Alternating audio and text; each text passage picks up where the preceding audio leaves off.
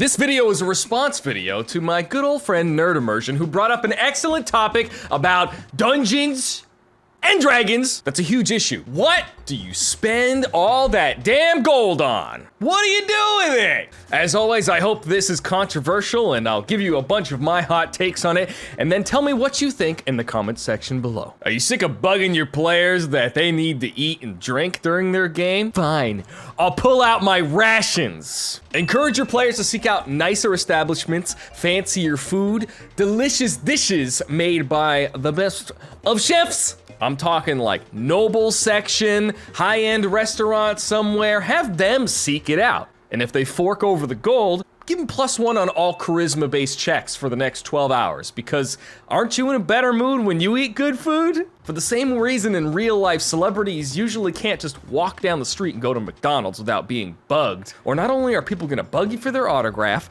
but people are gonna wanna step up and challenge you and think, these guys don't look that tough, so these brutes are always gonna be challenging you. So you kinda need to be careful about where you're eating, where you're sleeping, all these sorts of things. Paparazzi your players now.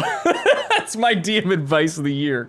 We're gonna get this one out of the way because it's something that Critical Role did a very good job with in this second campaign, and that's they had an NPC who was available with the right amount of coin and the right amount of time to build or outsource items or things that maybe the characters wanted that aren't easy to find or get or to make. The good thing about this is as the DM, you can pretty much just make it cost however much and take it however much time you want. If you're at the point where you have a lot of gold in your game, you're probably somebody. Start going places in style. In Eberron, to take an airship from House Lyrandar somewhere, it's a gold per mile. Maybe there's an even fancier and cooler room on the airship that costs extra money. Add-ons. This is business, people. Retail. DMs, you gotta do your retail. Upsell, upsell, upsell. Upkeep, polishing, sharpening weapons and armor. And I know what some of you are thinking.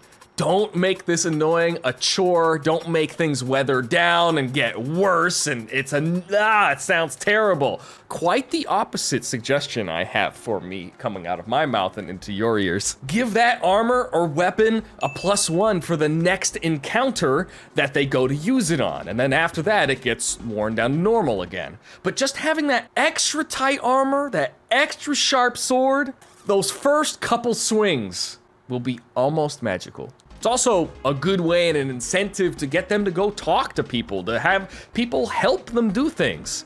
Which leads me on to my next awesome thing, is that let's say they want to learn how to take care of their armor themselves. Maybe they go spend some time with the person that they normally get to sharpen their sword, and they teach them how to do it over the course of time for a fee. How much does college cost in real life? Let's say a 7-day course on sharpening your particular style of sword. Do you see where I'm going with this? Okay, I can't believe I forgot this one. Player housing. And the #1 mistake, don't offer player housing as a reward for something. Don't say, oh, we want to give you this. Don't do that. Here's what you do. Just stick a for sale sign on anything cool in wherever they are. Just that. Just perception checks, everybody.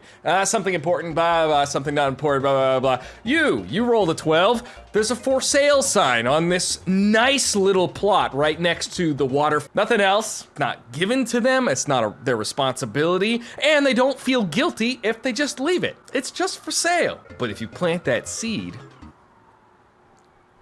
gonna sprout. And this could be for a small plot in a cute little town that they like. It could be a castle, it could be land, it could be a business, it could be anything. And then they could have to pay to keep that thing running. Good rule of thumb is a solid day's work is about a gold. Full-time job, 1 day's work, 1 gold. If they need 1 person to keep that house clean, business running, do that thing, multiply by how many people are there, that's how many gold they need per day. Maybe there's a discount involved, but these are just ideas. If they're at a point where they have lots of gold, they're probably sick of always being on the run and would like a home base, but don't give it to them, let them earn it for themselves.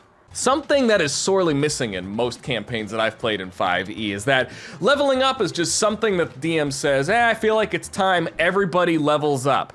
And then all of a sudden, everybody can cast fucking Cloud Kill and take 6 more swings, and you're just, when did that happen? Why did it happen? Heck, I might even level some characters in my current campaign at different times. Separately, when their character has learned something specifically in the arc of the game. At different times. What? In the next video, maybe we'll talk about this juicy topic. Milestone leveling on an individual basis. Jealousy, FOMO, unfair, too fair? Check out the campaign that's hand in hand with all of these D&D videos right here on this channel every single week. Thank you, Nerd Immersion, for the inspiration for talking about this topic this week. And always, as always, do always take deep breaths, smile, and stay mighty. Catchphrase for the thing I do at the end of the video that ties in with the game. You'll understand if you watch a campaign. This is just what we're doing.